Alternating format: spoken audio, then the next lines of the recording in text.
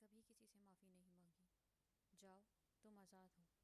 شامردین کچھ دیر ہرکل کے منہ کی طرف دیکھتا رہا، جیسے اسے اپنے کانوں پر یقین نہ آیا ہو۔ ہرکل نے ایک بار پھر کہا، چلے جاؤ۔ شامردین کو رنج ہوا، وہ الٹے قدم چلتا رہا اور نکل گیا۔ تاریخ کے مطالعے سے پتہ چلتا ہے جیسے اس وقت ہرکل کا دماغی توازن بگڑ گیا تھا اور ذہنی طور پر وہ نارمل لگتا ہی نہیں تھا۔ اس نے ایک اور عجیب حرکت کی، اپنے محافظ دستے کے کماندار کو بلایا اور اس کے کان میں کچھ کہا۔ کماندار دوڑتا ہوا باہر نکل گیا۔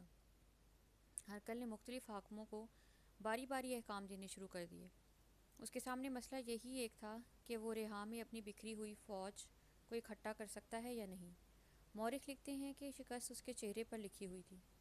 کچھ وقت گزر گیا تو محافظ دستے کا کماندار دربار میں داخل ہوا۔ ہرکل کے اشارے پر وہ باہر گیا اور جب واپس آیا تو اس کے ساتھ ایک قیدی تھا جس کے پاؤں میں بیڑیاں تھیں اور ہاتھ زنجیر میں بندھے ہوئے تھے۔ وہ کوئی مسلمان تھا، جوان اور خوبرو تھا۔ اس کی تراشی ہوئی چھوٹی چھوٹی داڑھی اس کے چہرے پر بھپ رہی تھی، اس کے مردانہ حسن میں اضافہ کر رہی تھی۔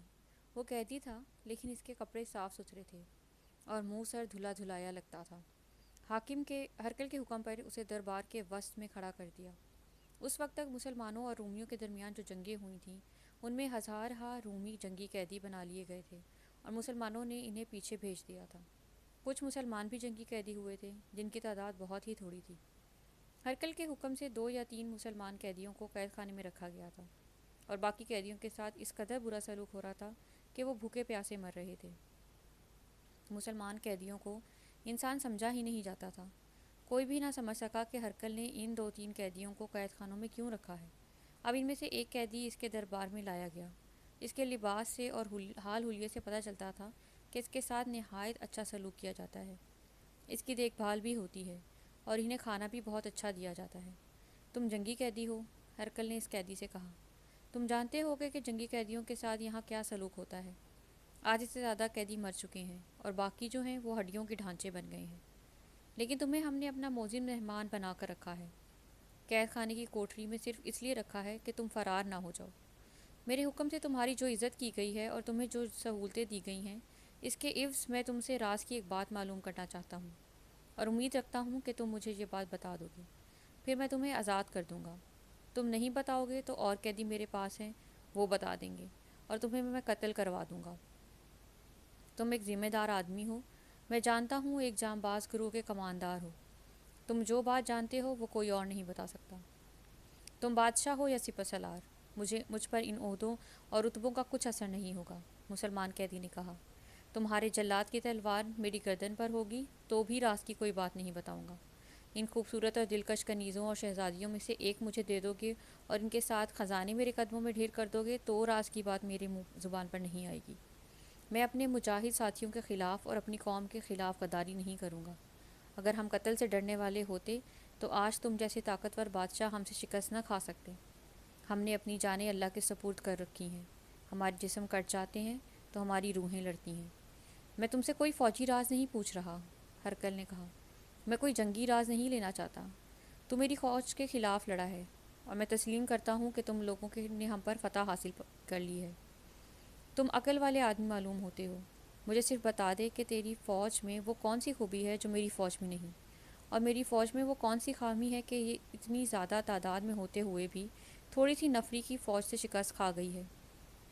اس فوج نے تو ایرانیوں کی فوج کو کئی میدانوں سے بھگایا ہے، حالانکہ ایرانی بہت بڑی جنگی طاقت رکھتے تھے۔ ہاں، یہ راز تجھے دے سکتا ہوں، مسلمان قیدی نے کہا۔ ہم متحد اور دیندار قوم ہیں۔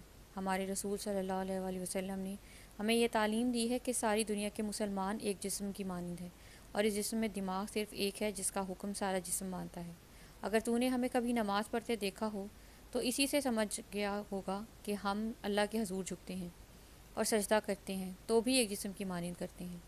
ہم ایک امام کے پیچھے نماز پڑھتے ہیں۔ تو شاید نہیں جانتا کہ میدان جنگ میں ہمارا سپہ سالار امامت کے فرائض سر انجام دیتا ہے۔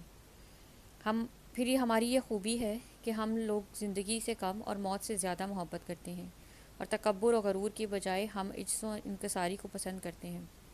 ہماری تنظیم ایسی ہے جیسی تیری فوج میں ہے، سپہ سالار ہے، اس کے ماتحت سالار ہیں، اس کے ماتحت کماندار ہیں اور اسی طرح چھوٹے چھوٹے عہدے بھی ہیں، لیکن جب ہم اکٹھے بیٹھتے ہیں تو ہم میں اور حاکم میں کوئی فرق نہیں ہوتا۔ اس وقت ہمارے رتبے ختم ہو جاتے ہیں. ہمارے ہاں کوئی بادشاہ اور کوئی رایا نہیں. ہمیں کوئی قتل کی دھمکی دے یا دولت کا لالچ دے، ہم سب سے پہلے اللہ کی طرف دیکھتے ہیں اور اس کی ذات کے احکام کی تعمیل کرتے ہیں. تو نے اپنی فوج کی خامیاں پوچھی ہیں. تیری فوج کی سب سے بڑی خامی تیرا وجود ہے. اگر تو اپنے دماغ سے حکمرانی کا غرور نکال دے اور ذہنیت کے لحاظ سے اپنے آپ کو سپاہی سمجھنے لگے تو دیکھ تیری فوج اور تیری فوج میں وہی طاقت پیدا ہوتی ہے یا نہیں جو ہم میں ہے. ہم اللہ کی خوشنودی کے لیے لڑتے ہیں اور تیری فوج تیری خوشنودی کے لیے لڑتی ہے. تو پیچھے ہٹ گیا تو تیری ساری فوج تتر بتر ہو گئی. ہمارا اللہ پیچھے نہیں ہٹا کرتا. ہم اس کے نام پر بڑھتے ہی چلے جاتے ہیں. ہم میں جو شہید ہو جاتے ہیں ان کی جگہ اور مجاہدین آ جاتے ہیں. ہمارا سپاہی اگر میدان جنگ میں اکیلا رہ جائے گا تو وہ اپنا سالار خود بن جائے گا اور اپنے آپ کو یہ حکم نہیں دے گا کہ تم اکیلے ہو اس لیے بھاگ جاؤ. یہ مسلمان قیدی اس قسم کی باتیں کرتا رہا. ہرکل نے ان باتوں کے بعد اس سے پھر فوجی راز معلوم کرنے شروع کر دیے اور یہ بھی پوچھا کہ تمہارے سپہ سالاروں کا اگلا پلان کیا ہے. اس قیدی نے ایسے کسی سوال کا جواب دینے سے انکار کر دیا. اس کا مطلب یہ ہے کہ تم ابھی قید میں پڑے رہنا چاہتے ہو. ہرکل نے کہا، جب تک میرے ان سوالوں کا جواب نہیں دو گے قید میں ہی پڑے رہو گے اور تمہارے ساتھ وہی سلوک ہونے لگے گا جو ہم دشمن کے قیدیوں کے ساتھ کیا کرتے ہیں. ہرکل نے حکم دیا، اسے ابھی اسی کوٹری میں لے جاؤ. 2 روز بعد اسے پھر پیش کرنا. قیدی کو دربار سے لے گئے. اگلی صبح ہرکل کی ایک جوان سال شہزادی گھوڑے پر سوار قید خانے میں آئی. قید خانے کے حاکم کو پتہ چلا تو وہ دوڑتا ہوا باہر نکلا اور شہزادی کے آگے جھک گیا. وہاں تو شاہی خاندان کے ہر فرد کا حکم چلتا تھا. یہ تو شہزادی تھی. شہزادیوں کا تو اور ہی زیادہ احترام کیا جاتا تھا. وہاں ایک نہیں کئی شہزادیاں تھیں. اس شہزادی نے اس مسلمان قیدی کا نام لیا اور کہا کہ وہ اسے اپنے ساتھ لے جانے آئی ہے اور اسے ہرکل کے دربار میں پیش کرنا ہے. اگر کوئی اور قیدی ہوتا تو حاکم یہ ضرور سوچتا کہ یہ ایک قیدی کو ہرکل کے دربار میں پیش کرنے کے لیے ایک شہزادی کیوں آئی. لیکن اس حاکم کو معلوم تھا کہ اس مسلمان قیدی کے ساتھ امتیازی سلوک ہو رہا ہے اور یہ برائے نام قیدی ہے. 1 روز پہلے اسے ہرکل کے دربار میں لے گئے تھے. حاکم نے کچھ پوچھنے کی ضرورت نہ سمجھی کہ شہزادی اس قیدی کو ساتھ لے کر جانے کیوں آئی ہے. حاکم اس شہزادی کے ساتھ ہو لیا اور چابیاں لے کر مسلمان قیدی کی کوٹری تک پہنچایا. کوٹری کھول کر قیدی کو باہر نکالا اور شہزادی کے حوالے کر دیا. یہ آج شہنشاہ ہرکل کا مہمان ہوگا. شہزادی نے قید خانے کے حاکم سے کہا. حکم ہے کہ اس کی بیڑیاں اور زنجیریں اتار دی جائیں. اس لیے شاہ ہرکل نے یہ حکم بھیجا ہے. حکم کی فوراً تعمیل ہوئی. قیدی کی بیڑیاں اور زنجیریں اتار دی گئیں. شہزادی اسے اپنے ساتھ لے گئی. خود گھوڑے پر سوار ہوئی اور قیدی سے کہا کہ وہ اس کے ساتھ پیدل چلے. وہ کچھ دور تک اسی طرح چلتے گئے کہ شہزادی گھوڑے پر تھی اور قیدی اس کے ساتھ پیدل جا رہا تھا اور اس کے آگے آگے شہزادی نے گھوڑا روک لیا. میرے پیچھے گھوڑے پر سوار ہو جاؤ، شہزادی نے قیدی سے کہا. ایڑ لگاؤ اور گھوڑے کو کھلا چھوڑ دو. آگے تمہیں الگ گھوڑا مل جائے گا. مجھ سے یہ نہ پوچھنا کہ میں تمہیں کہاں لے جا رہی ہوں. قیدی بلا چوں چرا شہزادی کے ساتھ گھوڑے پر چڑھ بیٹھا اور ایڑ لگا دی. اس سے آگے گھنا جنگل اور پہاڑی علاقہ تھا. شہر سے دور نکل گئے تو قیدی نے شہزادی سے پوچھا، کہاں جانے کا ارادہ ہے؟ تم میرے ساتھ نہیں جا رہے، میں تمہارے ساتھ جا رہی ہوں. شہزادی نے کہا، مجھے اپنی فوج میں لے چلو، میں واپس آنے کے لیے نہیں جا رہی، اس لیے تمہیں قید خانے سے نکلوا رہی ہوں. قیدی نے لگام کو ہلکا سا جھٹکا دیا. گھوڑا چل پڑا. قیدی کو اندازہ نہیں تھا کہ اس کا لشکر کہاں ہوگا، اس لیے پکڑے جانے کا خطرہ بھی سر پر موجود تھا. اس نے گھوڑے کی رفتار ذرا تیز کر دی. دن کی صبح شہزادی مسلمان قیدی کو قید خانے سے رہا کروا کر لے گئی تھی. اس دن کی شام ہونے کو آ گئی تھی. اس شہزادی کا نام شارینہ تھا. وہ کسی معمولی سے گھرانے کی لڑکی نہیں تھی کہ گھنٹے 1.5 گھنٹے بعد ہی گھر والے پریشان ہونے لگتے کہ لڑکی گھر سے نکلی تھی اور ابھی تک نہیں آئی. وہ شہزادی تھی اور ماں کو معلوم تھا کہ وہ گھوڑے پر گئی ہے، اس لیے کچھ وقت لگا کر ہی آئی. لیکن پورا دن گزر گیا تھا. شارینہ وہاں اکیلی لڑکی تو نہیں تھی. وہ شاہی محل تھا جس میں اس جیسی کئی لڑکیاں تھیں. ایک لڑکی کا ذرا زیادہ وقت کے لیے ادھر ادھر ہو جانا کوئی پریشان کن واقعہ نہیں سمجھا جاتا تھا. ماں نے اب دن کے دوران تو اپنی بیٹی کی غیر حاضری محسوس نہ کرنے کی وجہ یہ تھی کہ ان دنوں محل کے اندر کے ماحول میں بے تحاشا کھچاؤ پایا جاتا تھا.